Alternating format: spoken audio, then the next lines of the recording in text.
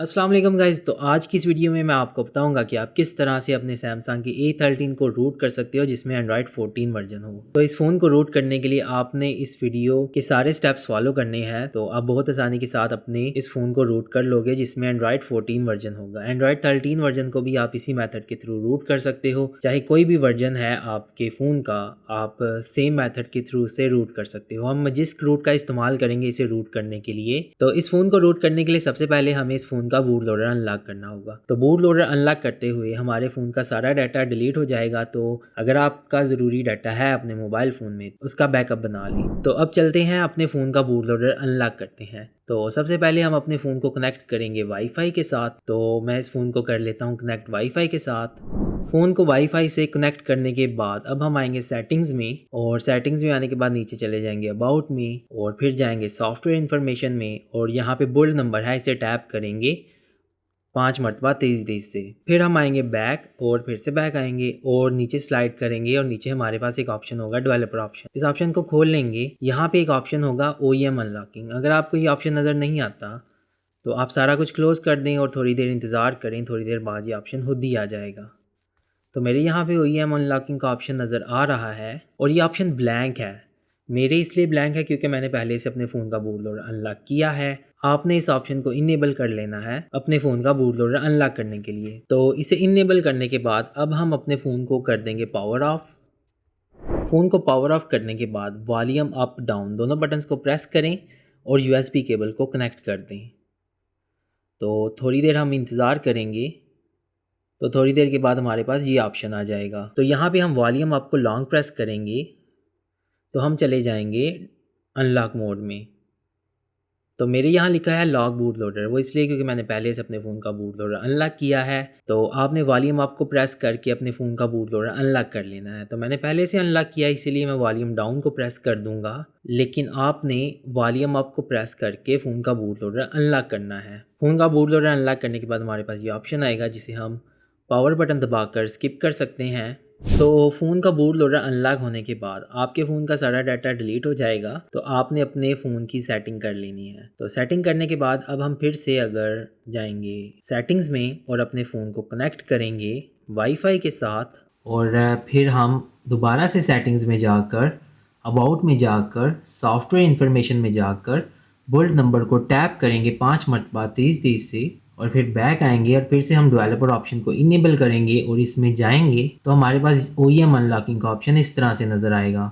तो ये ब्लैंक हो जाएगा और यहाँ लिखा आएगा बूट लोडर ऑलरेडी अनलॉक्ड। तो हमने अपने फ़ोन का बूट लोडर अनलॉक कर लिया है। तो अब हम अपने फ़ोन के लिए फर्मवेयर को डाउनलोड करेंगे फ़ोन को रूट करने के लिए। तो जिसके लिए हम अपने फ़ोन का मॉडल नंबर चेक करेंगे जो कि हमें अबाउट में मिल जाएगा। हम अबाउट में जाएंगे तो यहाँ पे मॉडल नंबर लिखा है हमारा A137F। तो मेरे पास A317F मॉडल है। आपके पास कोई भी है, आपने वो मॉडल नंबर नोट कर लेना है। नोट करने के बाद हम आएंगे लैपटॉप में इसका फर्मवेयर डाउनलोड करने के लिए।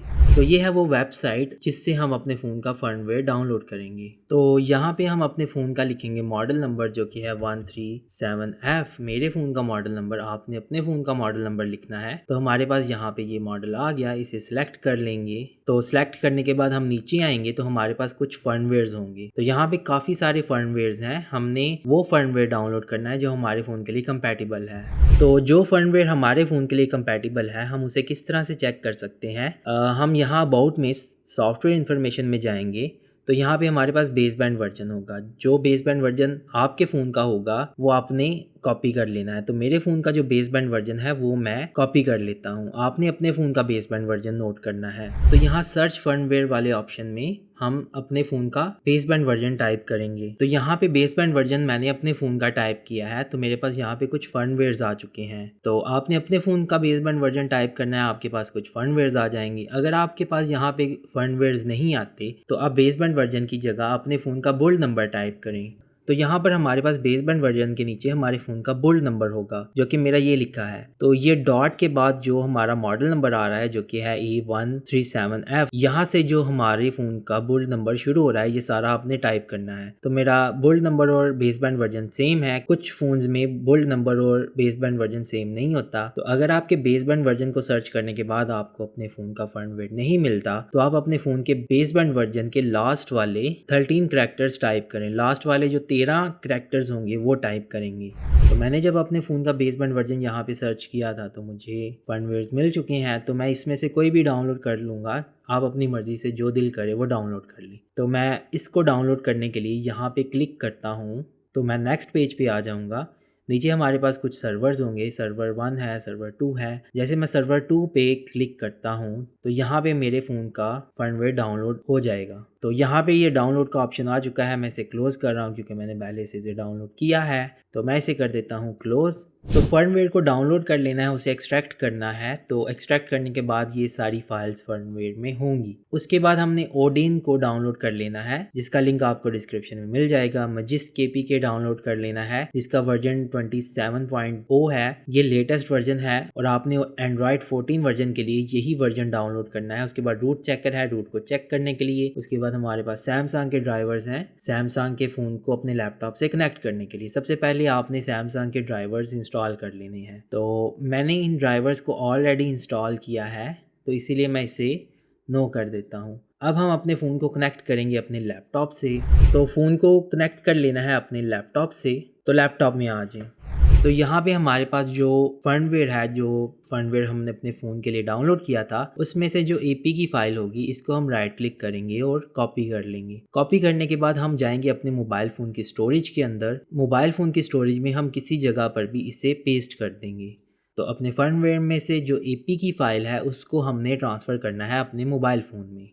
तो जैसे ये फ़ाइल ट्रांसफ़र हो जाएगी, तो अब हम मजिस्क केपीके जो हमने डाउनलोड किया था लेटेस्ट वर्जन मजिस्क 27.0, इसको हम कॉपी करेंगे और इसको अपने मोबाइल फ़ोन में पेस्ट कर देंगे। तो ये दोनों आपने अपने मोबाइल फ़ोन में ट्रांसफ़र कर लेने हैं। मजिस्क का लेटेस्ट वर्जन जो कि 27.0 है, उसके बाद फर्मवेयर में जो हमारी एपी की फ़ाइल थी। तो अब हम आएंगे अपने फ़ोन में। तो सबसे पहले हम मजिस्क केपीके जो कि हमने डाउनलोड किया था, उसको इंस्टॉल करेंगे। तो ये रहा मजिस्क केपीके, इसको इंस्टॉल कर लें। इंस्टॉल करने के बाद इसे करें ओपन, अलाउ कर दें और फिर जाएं इंस्टॉल में और select and patch A file पे टैप करें। उसके बाद ऊपर 3 लाइंस में जाएं और इंटरनल स्टोरेज को सिलेक्ट करें और यहाँ पे ये हमारी एपी की फ़ाइल है जो हमने फर्मवेयर से ट्रांसफ़र की थी। इसको सिलेक्ट करें और लेट्स गो पे जाएं। ये इस एपी की फ़ाइल को पैच फाइल बना देगा, जिसमें तकरीबन 1 मिनट लग सकता है। तो तब तक हम इंतज़ार करते हैं। तो जैसे ये कंप्लीट हो जाएगा, हम इसे कर देते हैं सेव। और सेव करने के बाद हम अपने फ़ोन को कनेक्ट करते हैं लैपटॉप से। तो अपने लैपटॉप में आ जाएंगे।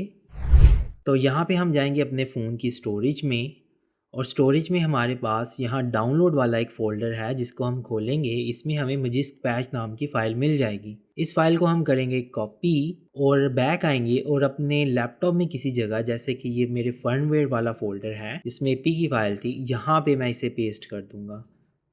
तो आप इसे यहाँ पेस्ट कर दें। तो अब हम अपने फ़ोन को डाउनलोड मोड में लेकर जाएंगे।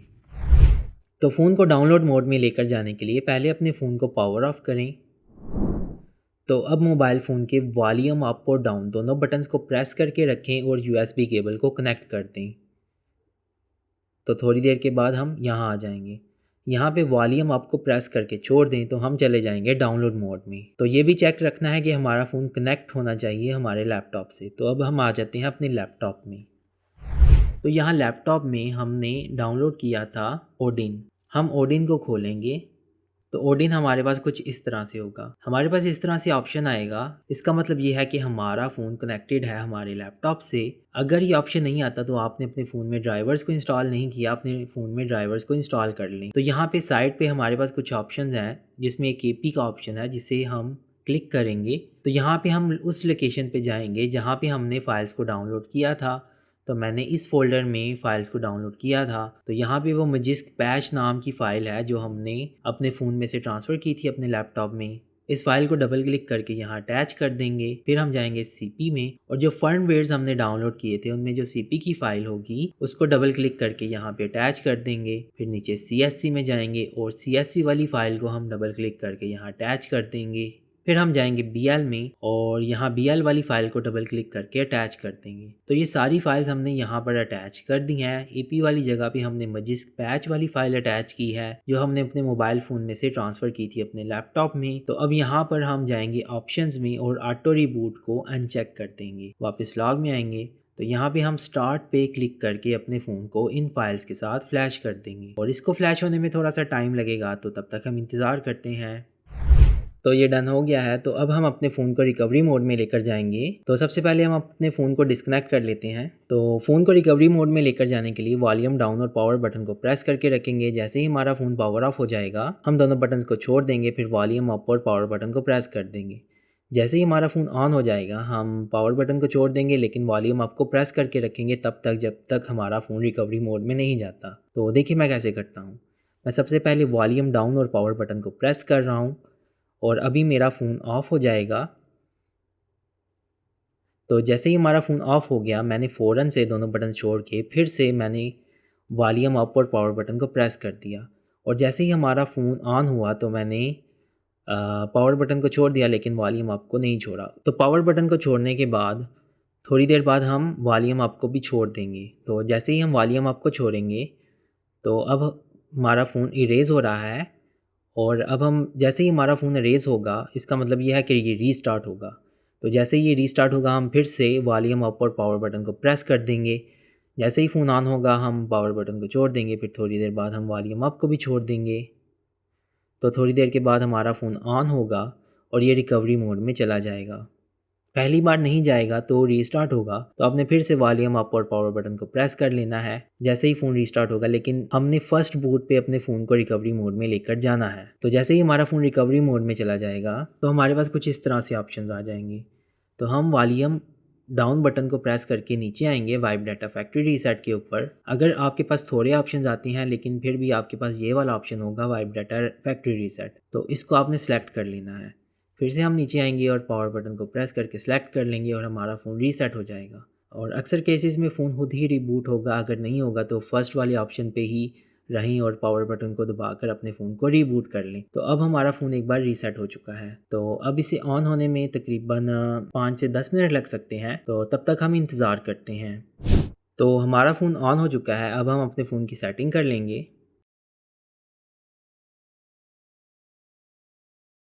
तो फ़ोन की सेटिंग कर लेने के बाद अब हम अपने फ़ोन को इंटरनेट से कनेक्ट करेंगे।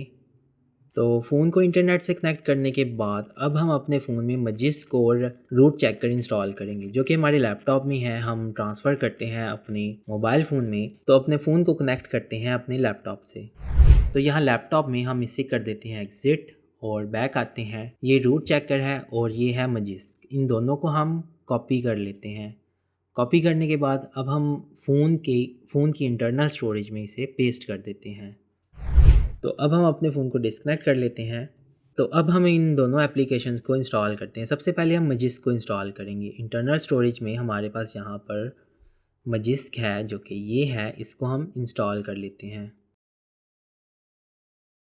मजिस्क को इंस्टॉल करने के बाद ओपन करते हैं, इसे अलाउ कर देते हैं और इसे कैंसिल कर देते हैं। अब हम बैक आते हैं और रूट चेकर को इंस्टॉल करके हम चेक करते हैं कि क्या हमारा फ़ोन रूट हुआ है या नहीं हुआ। अब रूट चेकर को ओपन करते हैं, अलाउ कर देते हैं और एग्री, गेट स्टार्टेड और फिर वेरीफाई।